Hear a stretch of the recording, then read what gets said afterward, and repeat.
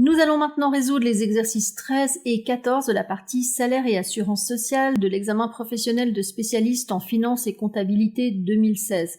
Les données sont bien sûr actualisées, nous sommes en 2020. L'exercice 13 vaut 2 points et il est question du taux de conversion.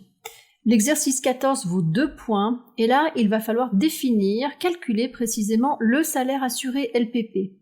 L'énoncé de l'exercice 13 est le suivant. La question d'un abaissement du taux de conversion LPP de 6,8% à 6% est actuellement à l'étude.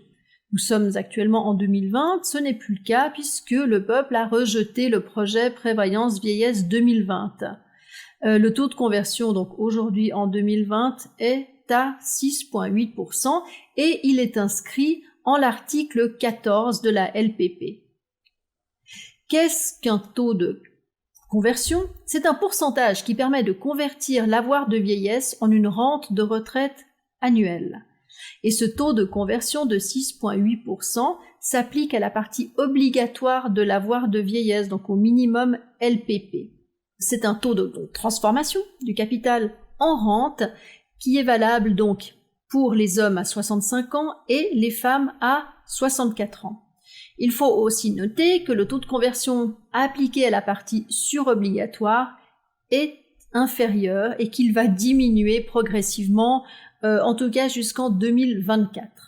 Le taux de conversion est lié à l'espérance de vie. Je vous montrerai un petit graphique sur la diapositive suivante.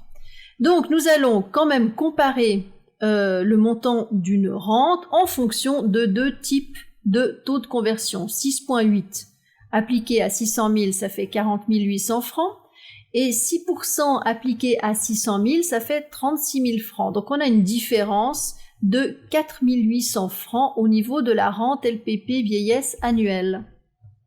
Voici donc le graphique dont je voulais vous faire part au sujet de l'évolution de l'espérance de vie à 65 ans.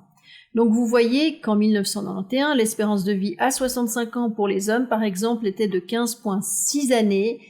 En 2016, on est monté à 19,8 années. Donc effectivement, on peut dire que l'espérance de vie à la retraite a sensiblement augmenté ces 30 dernières années.